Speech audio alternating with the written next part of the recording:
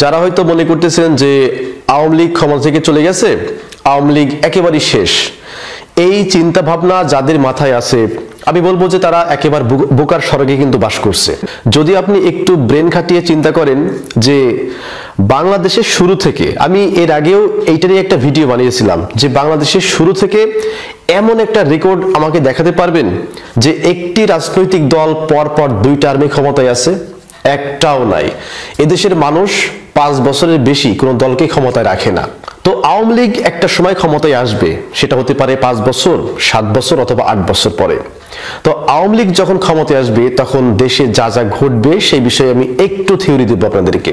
তো বাংলাদেশে আওয়ামী লীগ আবার যখন ক্ষমতায় আসবে তার প্রথম যে ঘটনাটা ঘটবে সেটা হচ্ছে বর্তমানে বিএনপির যে সমস্ত নেতাকর্মীরা, কিছু যে সমস্ত নেতাকর্মীরা ক্ষমতার অপব্যবহার করতেছে এবং যারা যা নাই তাই করতেছে, ক্ষমতা পেয়ে প্রত্যেকটা মানুষের উপরে স্টিম রোলার চালাচ্ছে, নির্যাতন করতেছে, চাঁদাবাজি করতেছে, এই সমস্ত পাতি নেতাদেরকে এরকম গুনে গুনে আওয়ামী লীগ তাদেরকে ধরে আনবে। যদি বাসায় ঘুমিয়ে থাকে বাসা থেকে তুলে আনবে, যদি মাটির নিচেও থাকে এরা মাটির নিচ থেকে আওয়ামী লীগ ওদেরকে তুলে কয়েকদিনের মধ্যে অসংখ্য বিএনপি নেতাকর্মীকে আওয়ামী লীগ হত্যা করবে। কারণ কি জানেন যে আওয়ামী লীগ হচ্ছে অত্যন্ত প্রতিশোধ পরায়ণ একটি দল।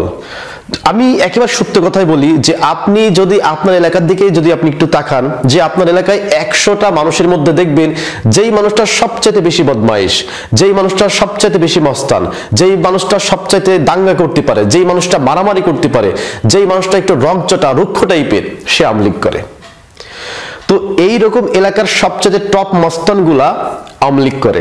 যদি আওয়ামী লীগের 100 জন কর্মী আপনি যাচাই করেন, 100 জনের মধ্যে 80 জন হচ্ছে ক্যাডার। এই যে কিছুদিন আগে একটা নিউজ দেখলাম যে একজন ছাত্রলীগ কর্মী সে বাড়ি থেকে পলাতক, এখন তাকে খুঁজতে গেছে আর এক দল লোকজন, যাওয়ার পরে দেখতেছে যে সেই ছাত্রলীগ কর্মী বাড়িতে নাই, তার মা নামাজ পড়ছিল, ওই অবস্থায় তার মাকে কুপিয়েছে।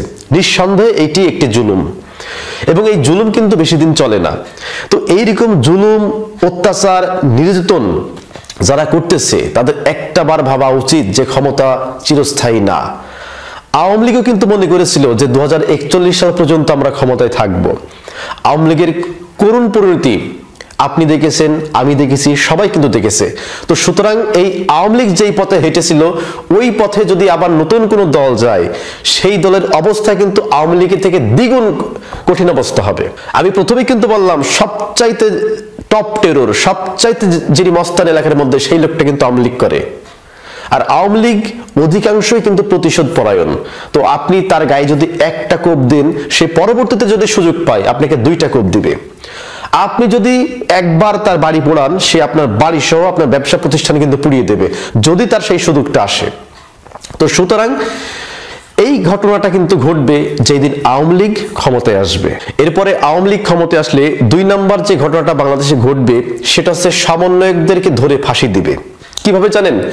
যে তারা তখন বলবে যে এই জুলাই এবং 5 আগস্ট, এই 5 আগস্টে যে ঘটনাগুলো ঘটছিল এই ঘটনার তারা কিন্তু বিচার করবে। 1971 সালে মুক্তিযুদ্ধের সময় যারা রাজাকার ছিল, বঙ্গবন্ধুকে যারা হত্যা করেছিল, সেই 40 থেকে 45 বছর আগে যারা এই অপরাধগুলো করেছিল, 45 বছর পরেও কিন্তু আওয়ামী লীগ তাদেরকে বিচার করেছে।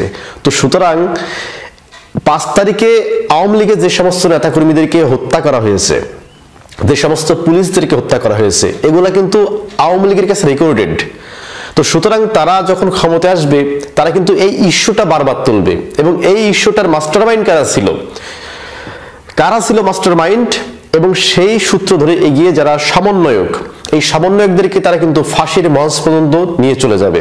এটা আমার কথা না, এটা আপনারা দেখেছেন যে এই যে হাসনাত আব্দুল্লাহ, এরপরে যে রাফি, তারা কিন্তু বিভিন্ন কনফারেন্সে তারা কিন্তু নিজেরাই বলেছে যে আওয়ামী লীগ যদি ক্ষমতায় আসে তাহলে কিন্তু আমরা কেউ বাঁচবো না, এবং তারাও কিন্তু এটা শিওর যে আওয়ামী লীগ যদি ক্ষমতায় আসে তাহলে প্রথমে ধরবে হচ্ছে আমাদেরকে এবং আমাদেরকে একটা একটা করে ফাঁসিতে ঝুলাবে।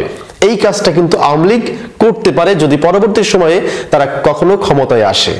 এরপরে বাংলাদেশ আওয়ামী লীগ যখন ক্ষমতায় আসবে তখন তারা 3 নম্বর একটি ভালো কাজ করবে। সেটা কি জানেন?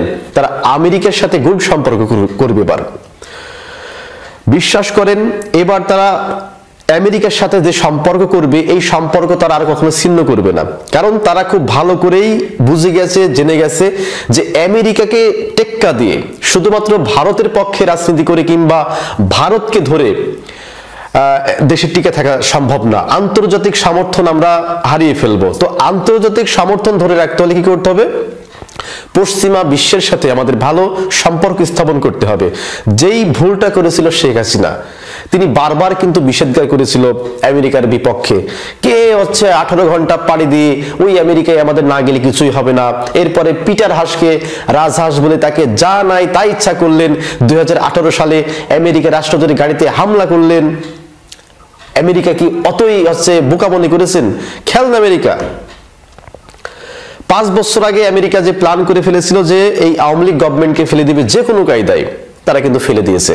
তো সুতরাং আমেরিকার সাথে খেলে, যেখানে বিশ্ব যারা মোড়ল দেশ, সুপার কান্ট্রি মানে সুপার পাওয়ার কান্ট্রি, সেই সমস্ত দেশগুলা আমেরিকার সাথে খেলে কিন্তু পারে না। আর সেখানে আমরা ছোট্ট একটা দেশ আমেরিকার সাথে আমরা খেলতে গেছি। আমরা না, আওয়ামী লীগ খেলতে গেছে। আওয়ামী লীগ যেমন খেলতে গেছে আমেরিকার সাথে, এরকম একটা বড় বাস আমেরিকা কিন্তু ঢুকিয়ে দিয়েছে।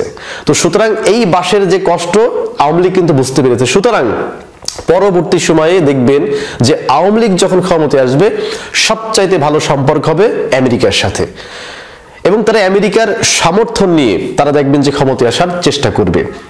এটা তাদের একটা ভালো দিক আমরা বলতে পারি। এরপর আরেকটি ঘটনা ঘটবে, সেটা হচ্ছে দেখবেন যে আওয়ামী লীগ পরবর্তী সময়ে ক্ষমতায় আসার পরে আওয়ামী লীগের যে তৃণমূল নেতা কর্মী যারা আছে, এদেরকে ব্যাপক হারে মূল্যায়ন করবে। টাকার বিনিময়ে নমিনেশন পেপার আরেকজনের কাছে বিক্রি করে দিয়েছি, যাদের নমিনেশন পাওয়ার কথা তাদেরকে না দিয়ে আরেকজন ব্যবসায়ীকে দিয়ে দিয়েছি। তো সুতরাং 5 আগস্টে যখন মুক্তিকামী জনতা যখন হামলা করলো, বিভিন্ন আওয়ামী লীগের অফিস, বাড়িঘর, ব্যবসা প্রতিষ্ঠান যখন পুড়িয়ে দিতে লাগলো, তখন একজন আওয়ামী লীগের ত্যাগী যারা কর্মী ছিল তারা কিন্তু এসে বাধা দেয় নাই। তাদের কথা কি ছিল জানেন? যে ভাই, সারা বছর আওয়ামী লীগের জন্য সব দিয়ে দিয়েছি, অথচ আমরা বিনিময়ে কিচ্ছু পাই নাই, দলীয় সুবিধা পর্যন্ত পাই নাই। পাইছে কে?